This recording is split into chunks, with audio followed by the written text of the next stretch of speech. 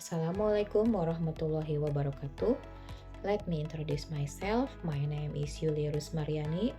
I'm a student of Economic Syariah Postgraduate from UIN Sunan Gunung Jati, Bandung. Today, the topic of my presentation is the role of macroeconomic theory in overcoming economic problems. Okay, let's move on to the presentation. We will start from the history of macroeconomic theory. From beginnings between 18th century to early 20th century, modern economics began with classical thinking by economists such as Adam Smith, David Ricardo, and John Stuart Mill. Next, the period between the world wars.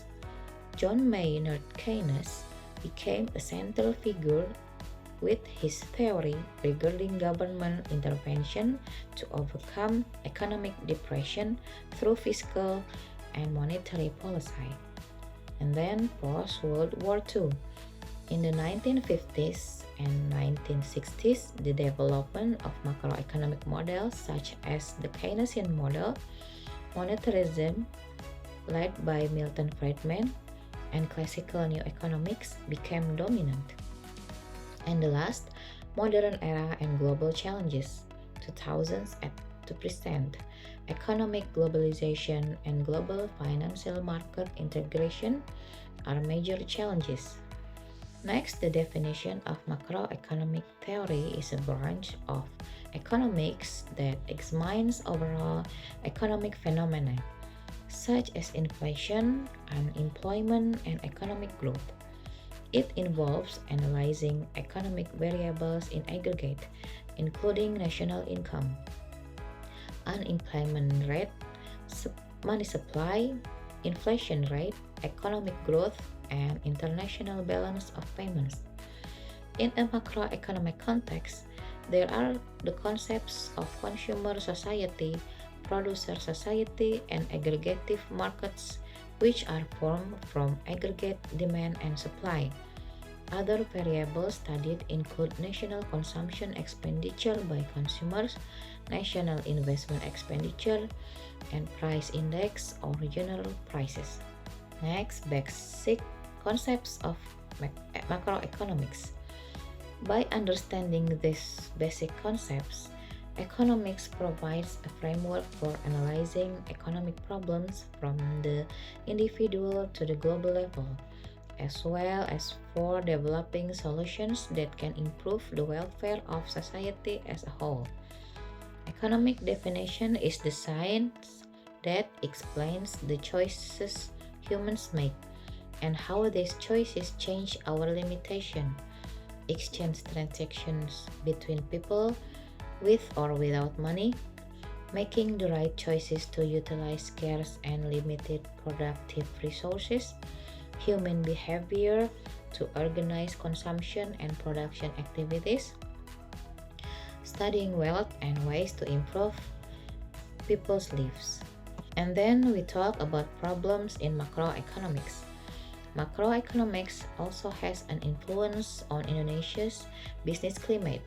This has become a certainty because the applicable rule is that large economic changes can have an impact on society as well as companies and their markets. Macroeconomics is also closely related to state financial issues. This is because this concept is able to influence price stability, achieving balance, employment, and economic growth. However, in the business context in Indonesia, there are several macroeconomic problems that often arise. Number 1, inflation. Number 2, unemployment. Number 3, deflation. Number 4, trade balance imbalance. And number 5, public debt. Macroeconomic has also goals, which are stabilizing economic activities. This effort aims to ensure that the economy does not experience large and unstable fluctuations, so that it can provide certainty for economic actors to carry out their activities. Number 2, achieving full employment levels without inflation. This refers to creating conditions in which the the unemployment rate can be minimized without resulting in high and uncontrolled increases in the prices of goods and services or inflation.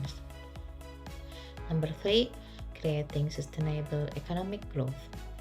Striving for economic growth not only to be stable in the short term, but also sustainable in the long term.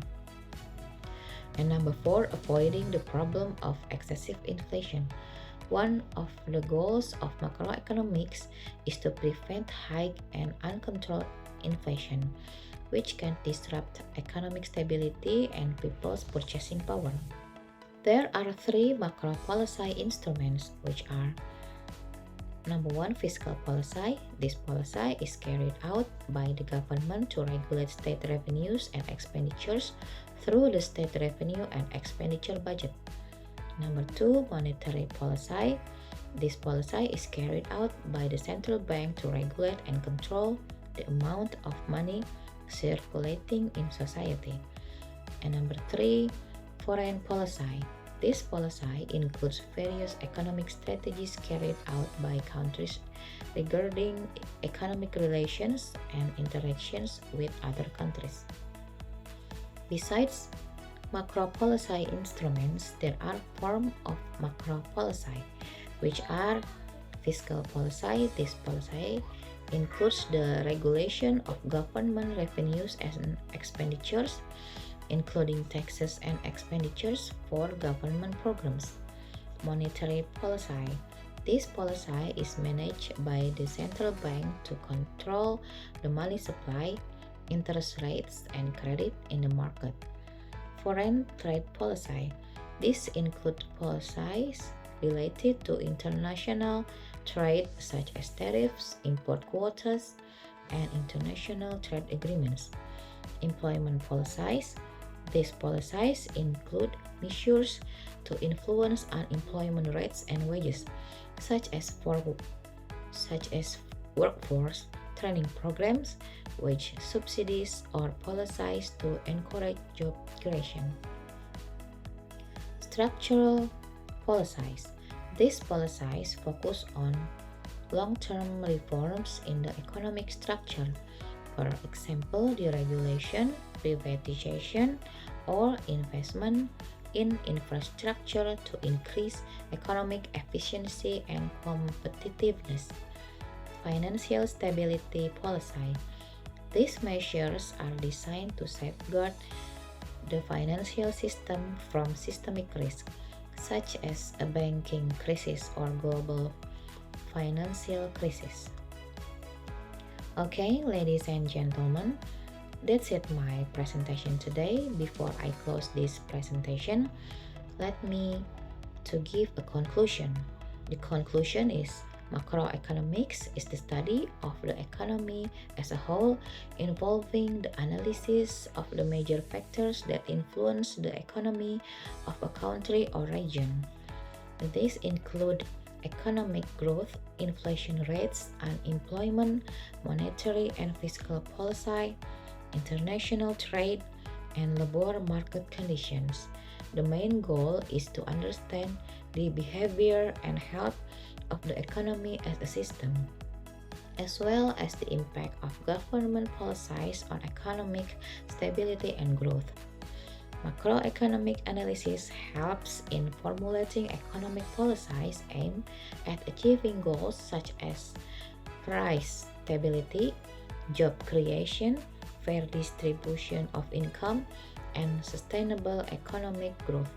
In macroeconomic analysis, aggregate expenditure or total expenditure in an economy is often divided into 4 main components, which are important indicators of a country's economic activity.